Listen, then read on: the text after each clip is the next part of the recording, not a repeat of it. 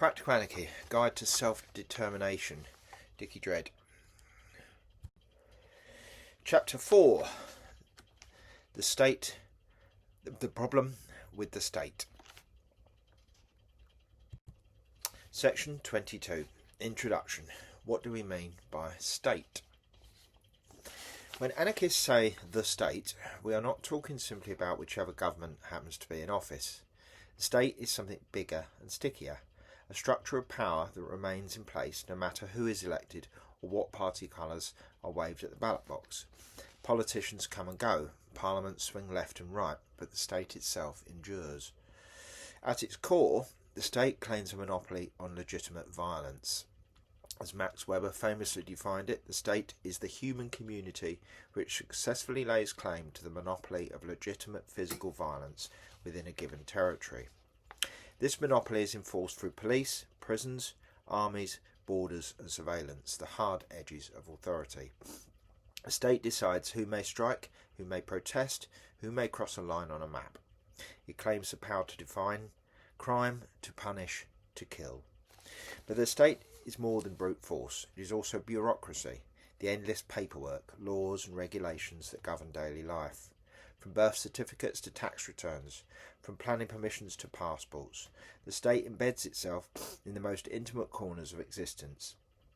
Think of the endless queues at the benefits office, the labyrinth of online forms to apply for housing, or the biometric scans demanded at airports. These are not accidental irritations. They are the state asserting its right to categorise, record and permit. And then there is the system, a phrase that crops up in everyday speech, often used interchangeably with the state. When someone says the state is broken, they may be talking about government inefficiency, corruption or bureaucracy, but anarchists tend to see the system as something broader, the fusion of state, capital and ideology into a machinery of domination. The state provides the laws, the police and the prisons. Capital provides the wealth, the corporations and the jobs. Ideology provides the myths, nationalisms, meritocracy, consumerism that make it all seem inevitable. Together these form what people call the system. The state is not identical to it, but it is the central pillar without which the rest could not stand. The state also legitimises itself through ideology. Nationalism, patriotism, the flag, the anthem, all these bind individuals to the abstract body of the state, encouraging people to identify with its interests rather than their own. Schools and media reproduce the idea that the state is natural, inevitable and necessary. Today, politicians double down on these myths by promising law and order, by demonising immigrants or by insisting that austerity is a patriotic duty. To imagine life without the state is cast as utopian at best, dangerous at worst. For anarchists, this is a problem. The state is not a neutral referee that stands above society. It is a machine for maintaining hierarchy between rulers and ruled, rich and poor, insiders and outsiders. Its laws are written to protect property and privilege. Its institutions are designed to stabilise the very inequalities it claims to manage.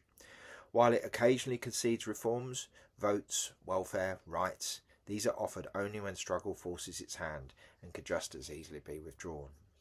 In short, the state is not the people. It is not the community. It is not society itself. It is a structure of domination that sits atop society, extracting obedience, labour and taxes while insisting that without it there would only be chaos. Anarchists reject that claim. History and everyday life suggest otherwise, that people can and do organise themselves without masters. The chapters that follow will probe this claim in detail, beginning with how the state was born, how it sustains itself through violence and division, and why, despite its many faces, it remains the same beast at heart.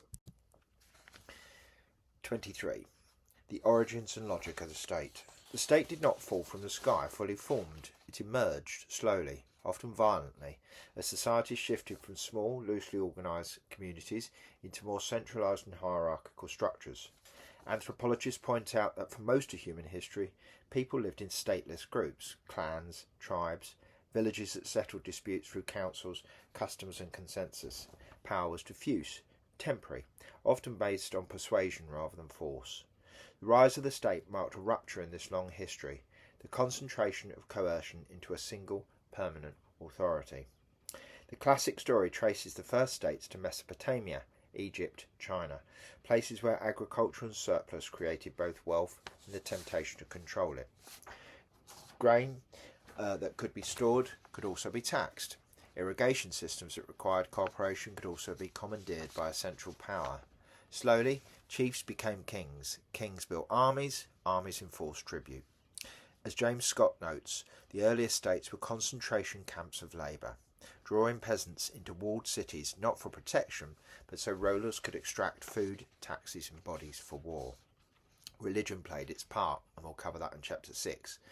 Pharaohs and emperors declared themselves divine. Priests legitimised kingship by claiming it was heaven's decree. Obedience became not just civic duty, but a sacred command. The state clothed itself in ritual, myth and stone, pyramids, ziggurats, temples, to remind subjects of its permanence. Violence and ideology worked hand in hand. Over time, the state refined its logic. It claimed to stand above society, to guarantee order. It insisted that without it there would be only chaos, a claim that rulers from Hobbes to modern Home Secretaries have repeated like a mantra. In Hobbes's famous Leviathan, 1651, life without a sovereign was nasty, brutish and short. The cure? Submit to a power so vast it could overawe everyone.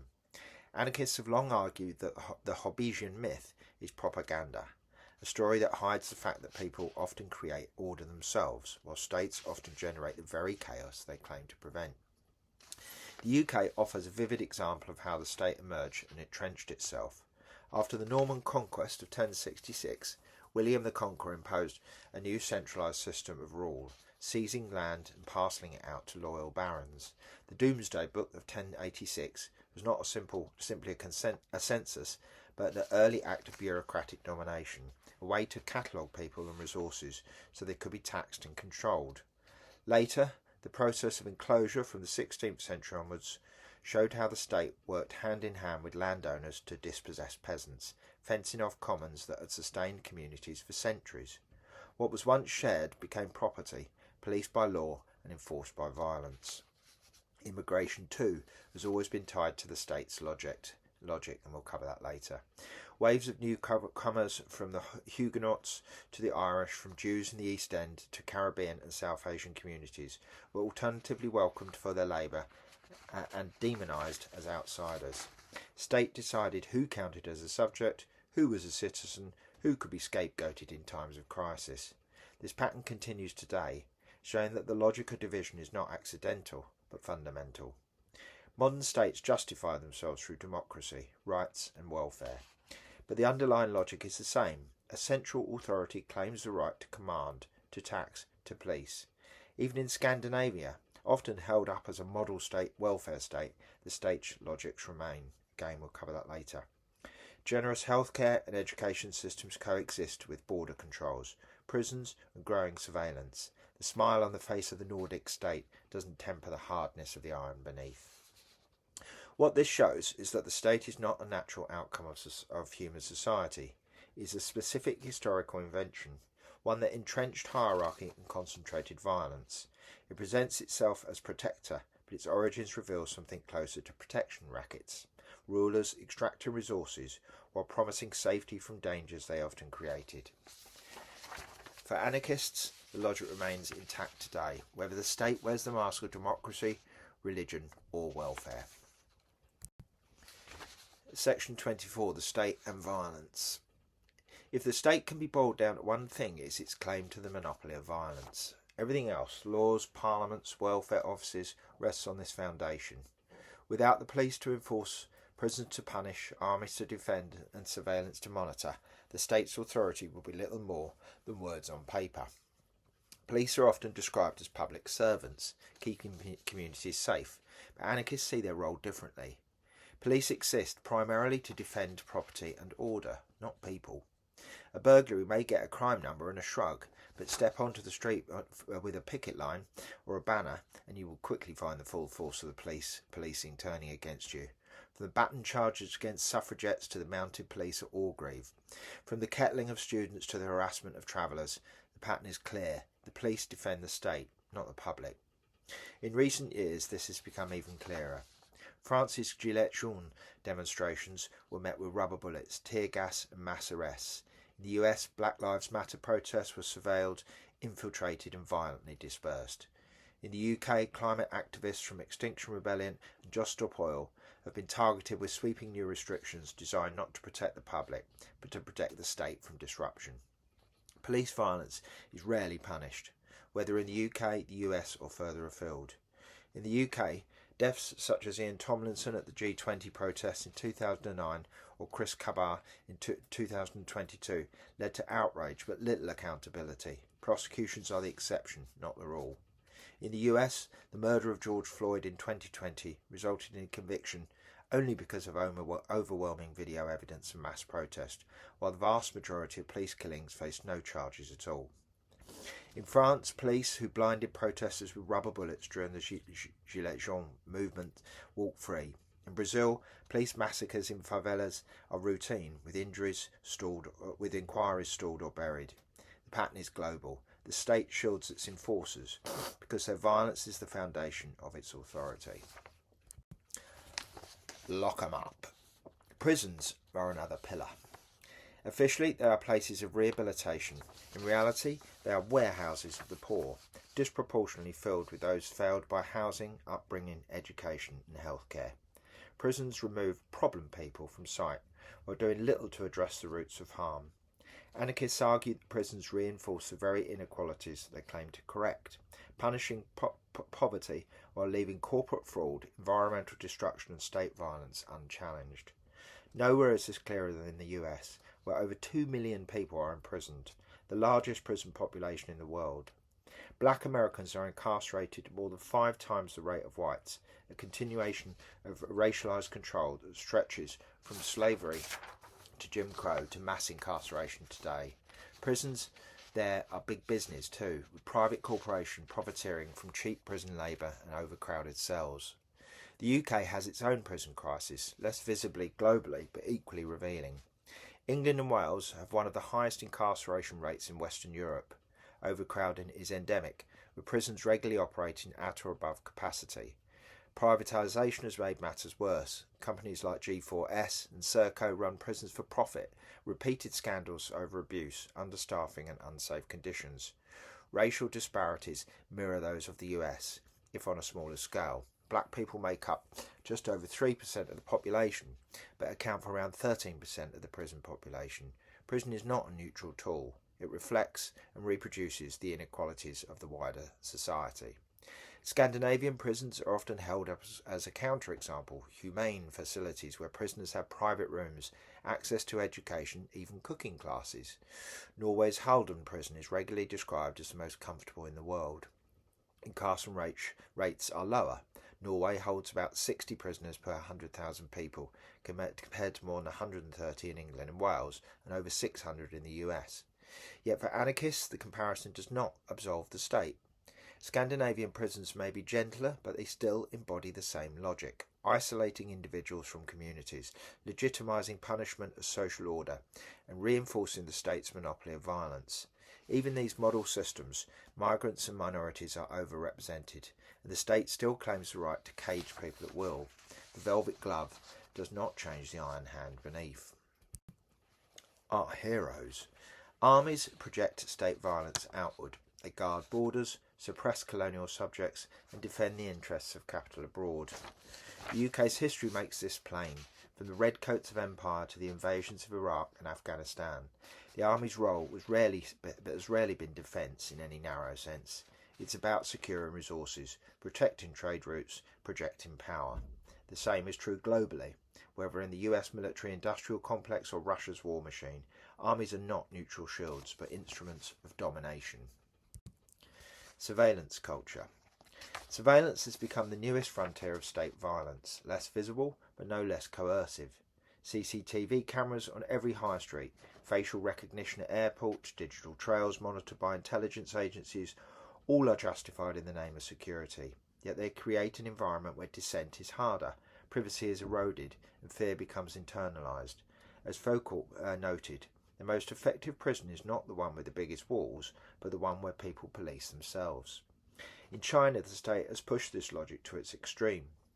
The social credit system, powered by mass data collection, CCTV and AI facial recognition, monitors millions of citizens in real time.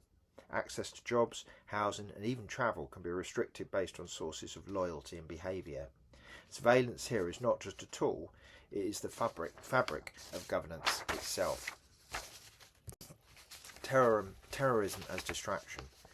Since the early 2000s, terrorism has become one of the state's most powerful tools of distraction. Every attack, however tragic, is magnified into an existential threat. Newspapers scream of terror cells, government speaks of wars without end, and budgets for arms and surveillance expand year on year. Yet the scale of the actual risk is tiny compared to everyday dangers. In the UK, between 2000 and 2020, fewer than 100 people were killed by terrorist attacks. In the same period, more than 30,000 people died in road traffic accidents.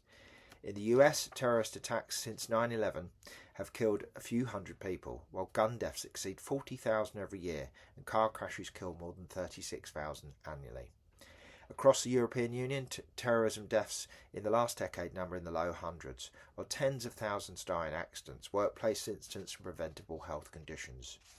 Despite these figures, terrorism is framed as the greatest threat of all. Why? Because it is useful. The war on terror has justified invasions of Afghanistan and Iraq, drone wars in Pakistan and Yemen, and interventions in Syria and beyond. At home, it has funded the expansion of surveillance states and armed policing, and it has funneled billions of dollars into the coffers of arms companies. The UK's arms trade offers a stark example. The Al-Yamamah deal with Saudi Arabia, Britain's largest ever arms export agreement, earned BAE Systems more than £40 billion amid allegations of bribery, slush funds and political cover-ups. Investigations by the Serious Fraud Office were dropped under pressure from Tony Blair's government on grounds of national security. In the US, BAE Systems later pleaded guilty to false accounting related to the scandal, paying $400 million in fines. No executive faced prison. After 9/11, this machinery expanded into a vast global defence industry. The Pentagon budget more than doubled in less than a decade. Entire new sectors sprung up around surveillance, cybersecurity, private mercenaries and drone warfare. Companies like Lockheed Martin, Raytheon and Northrop Grumman made record profits. The terror threat became a permanent business model, a justification for endless war, endless weapons sales and endless public money diverted into private hands. In the UK, anti-terror laws grew into blunt tools of repression. The Terrorism Act 2000 granted sweeping stop and search powers and broadened the definition of terrorism to include political protest. After 9/11, the Prevent strategy encouraged schools, universities and even doctors' surgeries to monitor and report extremist behaviour, overwhelmingly targeting Muslim communities. Environmental activists, journalists and migrants have all been caught up under this dragnet. The rhetoric of counter-terrorism legitimised surveillance and policing that reached far beyond the terrorists themselves. For anarchists, the lesson is clear. Terrorism should not be ignored, but it should not be exaggerated, manipulated and instrumentalised. The real threats to ordinary people's lives are poverty, poor housing, dangerous roads and climate collapse, not terrorists. The state prefers us to fear an enemy within or any enemy abroad, because fear makes us easier to control and easier to sell weapons to. Violence under the radar. Violence also operates in quieter, everyday forms. Benefit sanctions that leave people hungry or homeless are a form of coercion. Immigration raids at dawn, with families dragged from their homes, are a form of policing just as real as riot shields. Deportation flights are military operations against the vulnerable, justified in the language of border security.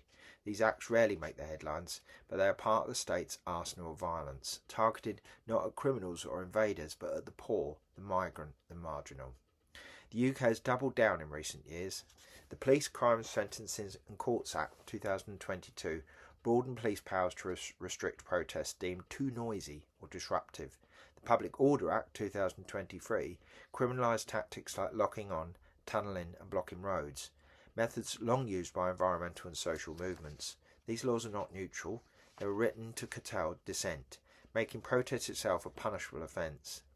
When added to a long tradition of police repression, from the Battle of the Beanfield to miners' strikes, they show how the state continually recalibrates its violence to meet new forms of resistance. The pillars of state violence. The UK shows how these three pillars intertwine. The police who raid traveller sites feed people into the prison system. The army that fights wars abroad fuels anti-immigrant sentiment at home. Surveillance links it all together, ensuring that even before a crime is committed, entire groups can be labelled suspicious. Other states differ in detail, but not in essence. Whether liberal democracies or authoritarian regimes, the tools are the same. For anarchists, this monopoly of violence is the heart of the problem. States insist that their violence is legitimate, that without it there would only be chaos. But history suggests the reverse. Communities often manage themselves peacefully until the state intervenes, imposing control through force. Violence is not an aberration of the state, it's its backbone.